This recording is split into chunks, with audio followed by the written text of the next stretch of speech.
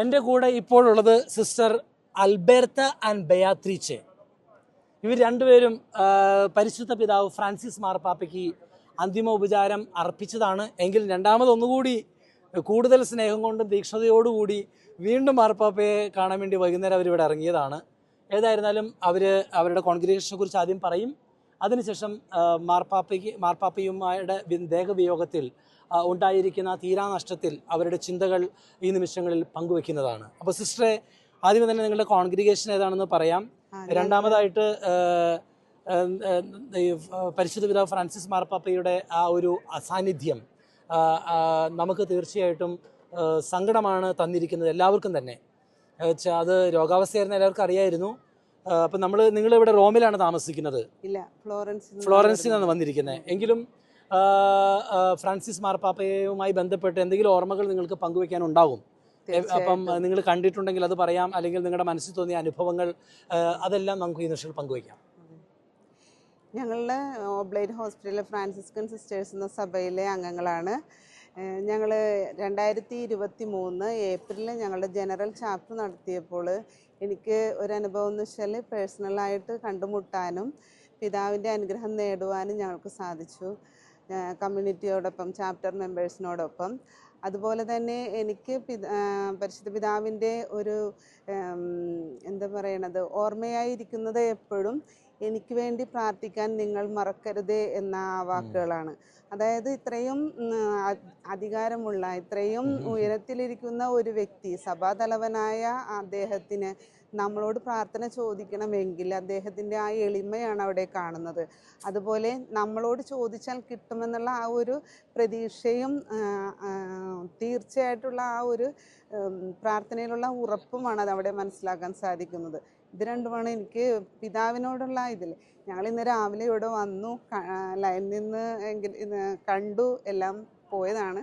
പക്ഷേ ഇവിടെ ഇപ്പോൾ ഈ ദിവസങ്ങളിൽ ശവസംസ്കാര കർമ്മം തീരുന്നത് വരെ നിൽക്കാൻ സാധ്യത ഉള്ളതുകൊണ്ട് ഒരിക്കൽ കൂടി ഒന്ന് വന്ന് പ്രാർത്ഥിക്കാനായിട്ട് അവസരം കിട്ടി. അപ്പം അതൊന്ന് വിനിയോഗിക്കുകയാണ് ചെയ്യുന്നത്. സിസ്റ്റർ, ഒരു ചോദ്യം പ്രത്യേകമായിട്ട് ചോദിക്കാനുള്ളത്, നമുക്കറിയാം ഫ്രാൻസിസ് മാർപ്പാപ്പ വന്നേപ്പിന്നെ ഒരു റെവല്യൂഷണറി ചേഞ്ചാണ് ചർച്ചിൽ കൊണ്ടുവന്നിരിക്കുന്നത്, അല്ലേ? പ്രത്യേകിച്ച് നമ്മൾക്ക് ഒരിക്കലും സ്വപ്നത്തിൽ പോലും കാണാൻ പറ്റാത്ത രീതിയിലുള്ള ചേഞ്ചസ്. ഫോർ എക്സാമ്പിൾ, നമ്മുടെ വത്തിക്കാനിലെ ഏറ്റവും വലിയ ഡിപ്പാർട്ട്മെൻറ്റിൻ്റെ ഹെഡൊക്കെ ആയിട്ട് ഒരു റിലീജിയസ് നണ്ണിനെ മാർപ്പാപ്പ കുറച്ച് നാളുകൾക്ക് മുമ്പ് അപ്പോയിൻമെൻറ്റ് ചെയ്തു, ഒരു നമ്മുടെ റിലീജിയസ് സിസ്റ്റേഴ്സിൻ്റെ റെപ്രസെൻറ്റേറ്റീവ് പോലെ. അത് സഭയിൽ ഒരിക്കലും വ്യുമന് ഒരു സ്ഥാനമില്ല, അത്ര പ്രാധാന്യമില്ലാത്ത സാഹചര്യത്തിലാണ് സംഭവിച്ചിരിക്കുന്നത്. അതിനെങ്ങനെയാണ് നോക്കിക്കാണുന്നത്? അതായത് വർഗീയ ഭേദതയോ അതേപോലെ തന്നെ ആൺപെൺ വ്യത്യാസമില്ലാതെ ദൈവത്തിൻ്റെ മുൻപിൽ നമ്മളെല്ലാവരും തുല്യരാണെന്ന് പറഞ്ഞാൽ മാത്രമല്ല, അത് പ്രവൃത്തിയിലൂടെ കൂടി കാണിച്ച ഒരു വ്യക്തിയായിട്ടാണ് എനിക്ക് പരിശുദ്ധ പിതാവിനെ ഞാൻ മനസ്സിലാക്കിയതും ആ ഒരു നിയമനം ഉൾക്കൊണ്ടതും ആ ഒരു സ്പിരിറ്റിൽ തന്നെയാണ്. എനിക്ക് തോന്നുന്നത് സിസ്റ്റർ പറഞ്ഞതിൽ വലിയൊരു കാര്യമുണ്ട്. അതായത് ദൈവത്തിന് ആൺ പെൺ വ്യത്യാസമില്ല, അധികാരി അങ്ങനെ ഒരു വ്യത്യാസമില്ല, അല്ലേ? അപ്പം എല്ലാവരും ഒരുപോലെ കാണുന്നു. അപ്പം ഫ്രാൻസിസ് മാർപ്പാപ്പയെ സംബന്ധിച്ചും ആ ഒരു കാഴ്ചപ്പാട്, ഒരു ഇൻക്ലൂസീവ് ലവ്, എല്ലാവരും ദൈവത്തിന് മുമ്പിൽ തുല്യരാണ്, ഓരോരുത്തർക്കും ചെയ്യാൻ പറ്റുന്ന ശുശ്രൂഷകൾ അതിൻ്റെ മാക്സിമം അവസരത്തിൽ കൊടുത്ത് തന്നെയാണ് മാർപ്പാപ്പ എല്ലാവരും ഉയർത്തിക്കൊണ്ടുവന്നിരിക്കുന്നത്, അല്ലേ?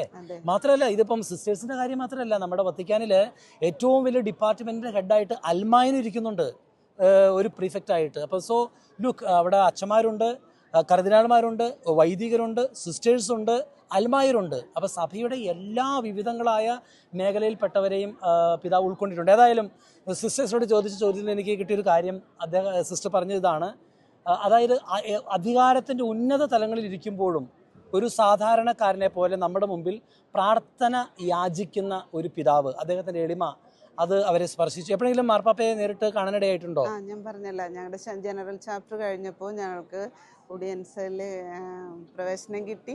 ഞങ്ങൾ ഒരുമിച്ച് ഫോട്ടോ എടുത്തിട്ടുണ്ട്. അതുപോലെ ഈ ദിവസങ്ങളിലൊക്കെ എന്തെങ്കിലും ഒരു ഉപദേശമോ അല്ലെങ്കിൽ എന്തെങ്കിലും മെമ്മറിയിൽ ഉണ്ടോ അന്ന് പറഞ്ഞു? അതായത് അന്ന് ആദ്യമായിട്ട് കണ്ടപ്പോൾ ഒരു അനുഭവം എന്തായിരുന്നു? കാരണം പറഞ്ഞിട്ടുണ്ടെങ്കിൽ അന്ന് നമ്മൾ ഷോക്ക് കിട്ടിയ പോലെയാണ്. കാരണം നമുക്ക് കുറേ കാര്യങ്ങൾ പറയാനുണ്ട്.